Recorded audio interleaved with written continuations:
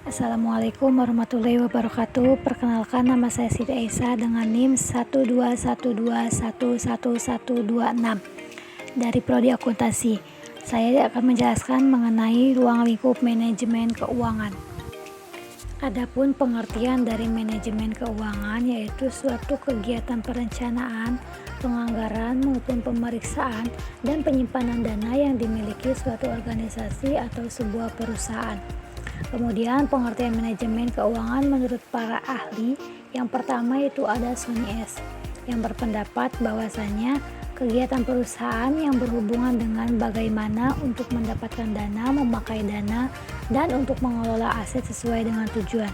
Kemudian ada Brigham dan Houston yang berpendapat bahwasanya manajemen adalah bidang yang terluas dari 3 bidang keuangan dan memiliki kesempatan karir yang sangat luas. Kemudian ada J.L. Messi yang berpendapat bahwasannya aktivitas operasional bisnis yang bertanggung jawab untuk mendapatkan dan memakai dana yang diperlukan untuk suatu operasi yang efektif dan efisien. Adapun peluang karir dari manajemen keuangan yaitu kita bisa menjadi manajer keuangan, auditor, dosen, akuntan, pengusaha maupun pegawai asuransi, dan peluang karir lainnya. Selanjutnya ada keputusan dalam manajemen keuangan. Yang pertama yaitu keputusan pendanaan, di mana keputusan ini berkaitan dengan jumlah dana yang disediakan oleh perusahaan, baik yang bersifat utang maupun modal sendiri, dan biasanya berhubungan dengan sebelah kanan laporan keuangan neraca. Yang kedua yaitu ada keputusan investasi, di mana keputusan ini berkaitan dengan jumlah aktiva yang dimiliki, kemudian penempatan komposisi masing-masing aktiva, misalnya berapa alokasi kas, aktiva tetap maupun aktiva lainnya. Yang ketiga yaitu ada keputusan pengelolaan aset, di mana kebijakan atau keputusan ini membagikan sebagian keuntungan perusahaan kepada para pemegang saham. Keputusan dividen menentukan porsi laba yang akan dibagikan dan juga porsi laba yang akan disimpan sebagai laba ditahan. Maksudnya kebijakan ini dapat mempengaruhi finansial struktur maupun kapital struktur. Adapun tujuan dari perusahaan yang diatur dalam Undang-Undang Nomor 3 Tahun 1982, kemudian Undang-Undang Nomor 8 Tahun 1997 tentang dokumen perusahaan pasal 1 ayat 1. Selanjutnya ada Undang-Undang Nomor 13 Tahun 2003 pasal 1 ayat 6. Kemudian ada Undang-Undang Republik Indonesia Nomor 19 Tahun 2003 pasal 1 tentang BUMN atau Badan Usaha Milik Negara.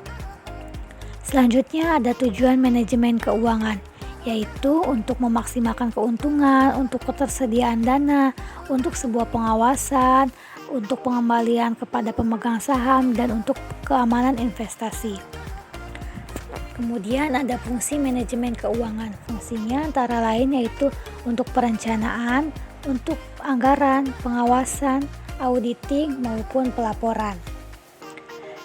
Kemudian di sini ada 8 perkembangan teori keuangan. Yang pertama ada teori pasar modal efisien.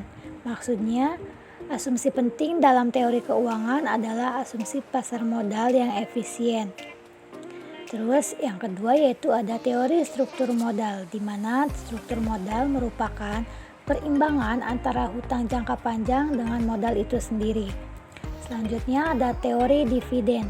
Menurut Modligani, dengan asumsi pasar modal efisien dan tidak ada pajak, kebijakan dividen tidak akan relevan dengan konsep nilai perusahaan atau sebuah harga saham. Selanjutnya ada teori diskonto aliran kas. Teori ini mendasarkan diri pada konsep nilai waktu dari uang.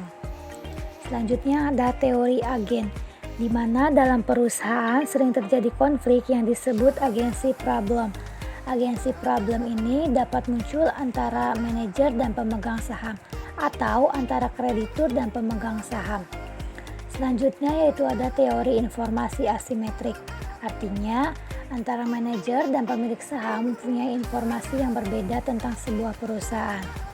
Nah, di sini ada dampaknya dari teori informasi asimetrik itu yang memungkinkan akan munculnya asymmetric information adalah timbulnya kegagalan pasar. Selanjutnya yaitu ada teori portofolio, di mana teori ini menyatakan bahwa risiko dapat dikurangi dengan cara mengombinasikan aset ke dalam suatu portofolio. Yang terakhir yaitu teori opsi. Opsi merupakan suatu hak untuk menjual atau membeli suatu aset dengan harga tertentu selama jangka waktu tertentu. Mungkin hanya itu yang bisa saya sampaikan, kurang lebihnya mohon maaf. Assalamualaikum warahmatullahi wabarakatuh.